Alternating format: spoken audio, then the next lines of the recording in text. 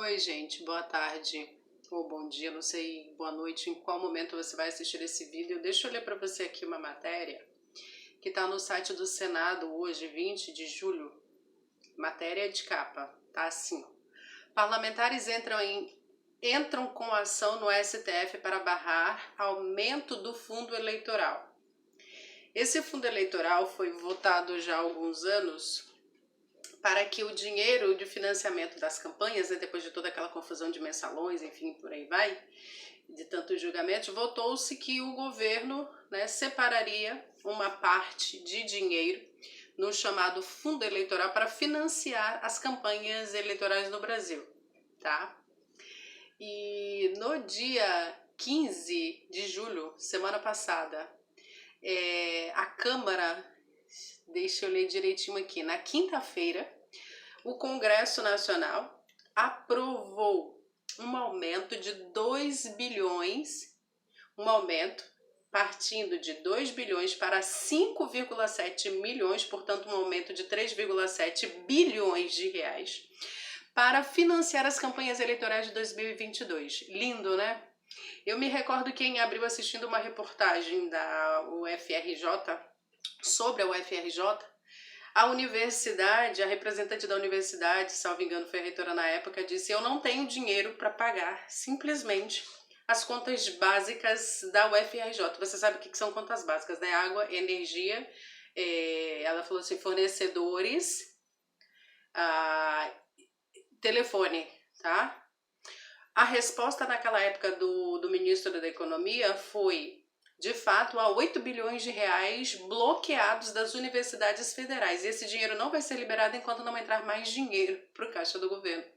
Lindo! O dinheiro foi bloqueado porque o governo estava sem dinheiro para financiar suas outras coisas, né? Para pagar outras coisas. Ninguém está preocupado em reduzir os gastos dos parlamentares, que custam altíssimo, custam dezenas, centenas, milhares de reais todo mês, na verdade, com todos os seus assessores. Não é só ministro do Supremo que deve ser criticado por isso, com todas as regalias que eles têm, todos eles, todos, incluindo os senhores presidentes e ex-presidentes, né? O presidente da República e ex-presidentes que recebem uma pensão vitalícia até ser vitalícia até a morte, né? Então não vamos criticar ministro do Supremo porque tem cargo vitalício, né? Ex-presidente da República também tem sua pensão vitalícia pelo simples fato de terem sido presidentes da República. Começou então uma corrida eleitoral. Por que eu estou começando falando disso? Falando de eleição? Não, de modo nenhum. É porque assim, na preocupação deles com relação a aumentar o fundo partidário, o financiamento em 3,7 bilhões de reais, as universidades estão sucateadas e não têm dinheiro para pagar suas contas básicas. E vendo ainda esta manhã uma reportagem da CNN sobre a insatisfação dos... Deixa eu olhar para a câmera aqui, que eu esqueci que eu não estou olhando para a câmera central. A insatisfação dos professores brasileiros com os seus salários. Menos de 20% dos professores no Brasil estão satisfeitos com o salário que recebem. Menos de 20% dos professores estão satisfeitos. Não, o que eu ganho é ótimo, tá tranquilo, tá de boa. A gente consegue, né, com esses 80% de insatisfação, superar países que são mais pobres, inclusive, do que o Brasil, aqui na própria América do Sul. E esse índice de insatisfação, ou seja, 80% dos professores brasileiros estão insatisfeitos, é maior do que qualquer outro percentual na América Latina inteira. E quando a gente se compara com países desenvolvidos, aí que a gente perde longe mesmo no índice de satisfação com os salários. E a gente não está falando só de salários. A CNN também fez uma conta que foi o que me deixou pasma e me motivou a gravar esse vídeo, né? Já que foi dada largada, então, aí para o pleito eleitoral de 2022, a CNN parou para fazer a conta. Para a gente ganhar, para um professor, porque eu também sou professora, chegar a ganhar hoje, a gente está falando de 2021, para que eu pudesse ganhar o teto do funcionalismo público no Brasil, salvo engano, ninguém ganha mais do que os ministros do Supremo Tribunal Federal, é o teto máximo pago. Para que eu consiga chegar ao salário que eles ganham hoje, eu teria que trabalhar 10.000 anos. Simples assim. 10.000 anos eu teria que trabalhar para ganhar o que eles ganham hoje. Mas quando eu chegasse lá, 10.000 anos à frente, o meu salário estaria 10.000 anos defasado com relação ao teto máximo pago ao funcionalismo público no Brasil. Esse é o país de primeiro mundo.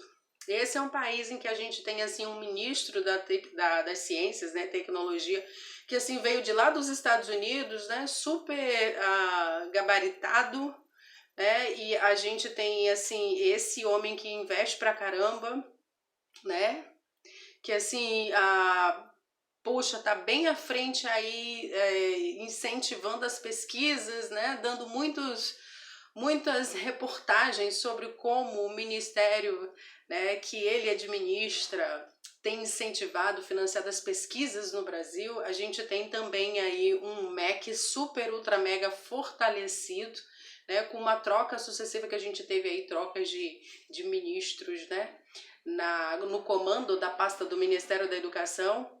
E a gente tem escolas públicas, municipais principalmente, que não tem nem papel para imprimir as atividades para os alunos enquanto as aulas ainda estiverem à distância. Que não tem papel higiênico para professores, que professores têm que disputar o mesmo banheiro, os professores homens e mulheres têm que disputar o mesmo banheiro. Que se você quiser jogar o papel dentro da lixeira, você tem que levantar a tampa da lixeira com a sua própria mão, porque não funciona o suporte para o pé, porque a lixeira está quebrada faz tempo. A gente tem aí escolas onde os professores têm que bancar a própria água, não tem água de qualidade para os professores. Eu não toco nem nos alunos. Eu nem levo em consideração a qualidade do que é oferecido para os alunos, porque sabe-se lá se alguma vez na vida esses tanques foram lavados, ok? Essa é a qualidade da escola. Uma mãe de uma aluna de escola particular me perguntou semana passada: você confia em eu deixar o meu filho voltar para a escola, né? Para a escola X? Eu falei: você tem um filho estudando em escola particular. Se você me falasse de escola pública, aí a gente discutiria. Mas as escolas particulares são as mais interessadas em manterem um bom nome para manter a clientela. Então, assim, eu não vejo razão para você se preocupar, até porque as crianças têm um índice de resistência muito grande com relação ao Covid. Isso aí já foi provado, inclusive no início da semana passada, um estudo da Oxford na Inglaterra mais uma vez provou que o índice de crianças que vieram a morte, né, que vieram a óbito por Covid, foi de 6 em 1 milhão. Portanto, elas têm uma resistência muito grande. Enfim, gente, a corrida eleitoral, a largada já foi dada aí. Eu li essa matéria, eu comecei esse vídeo lendo essa matéria, por quê? Porque alguns parlamentares foram ao Supremo Tribunal Federal pedir para derrubar essa ideia, esse projeto de lei de aumento do fundo partidário eleitoral em 3,7 bilhões. Você sabe quanto uma escola pública do município, em média, gasta ou recebe? Municípios básicos, né? Uma escola assim com uns 400 alunos ou menos, ela trabalha no ano assim com 2.000 e poucos reais, quando ela consegue muita coisa, para o ano inteiro ela decidir como é que a gente vai conseguir gastar essa dinheirama toda, porque a gente tem que gastar tudo, senão volta esse dinheiro para quem liberou pra gente. Então vamos sentar aqui, pensar e planejar. Dá até trabalho a gente pensar como é que a gente consegue gastar tanto dinheiro o ano inteiro e aqui na escola, para fazer reparos, para comprar isso, comprar aquilo, enfim, 2.000 e poucos reais. Tá? E quando você vai fazer o cálculo por a merenda escolar, para a merenda escolar, né, por aluno, por mês, isso sai a centavos. Cada aluno custa centavos ou recebe centavos para merendar por dia. Então, assim, a gente tá num país que dá vergonha, muitas vezes, de você dizer que você é brasileiro quando você olha para o tipo de política que a gente tem no Brasil, o tipo de politicagem que é desenvolvida no Brasil. E eu tô nem aí para as pessoas que me dizem ou me criticam porque normalmente eu voto nulo Eu não me importo, absolutamente eu não me importo. Não me diga você que é com o voto que a gente derruba, não, porque a maioria não pensa como eu.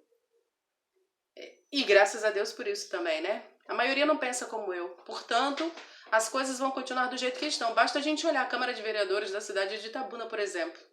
Eu tive vizinho com mestrado que ralou pra caramba, que ralou pra passar no vestibular da UESC, que fez história e depois foi fazer direito, se formou, fez especialização, fez mestrado e concorreu para a Câmara de Vereadores disputando com um cara que canta, sei lá, rocha ou que sei lá o que é que canta, e o cara ganhou. Porque é o que a população coloca lá em cima. Esse cara estudado, e eu não estou dizendo aqui que mestrado torna alguém muito melhor do que eu, mas eu estou dizendo que há condições. Uma pessoa, para assumir uma cadeira legislativa no Brasil, no mínimo, ela deveria ter uma graduação, no mínimo. Porque você rala 3 anos para fazer uma dissertação de mestrado, depois de você já ter feito uma carreira acadêmica, para depois você ir concorrer nas urnas e a população da sua cidade colocar uma pessoa que canta sei lá o quê. Ou disputar com um outro cara que fez um supletivo um pouco antes do pleito eleitoral, porque tem que ter, no mínimo, ensino médio para conseguir ganhar as eleições, ou melhor, para concorrer às eleições. Então, o povo tem o governo que merece.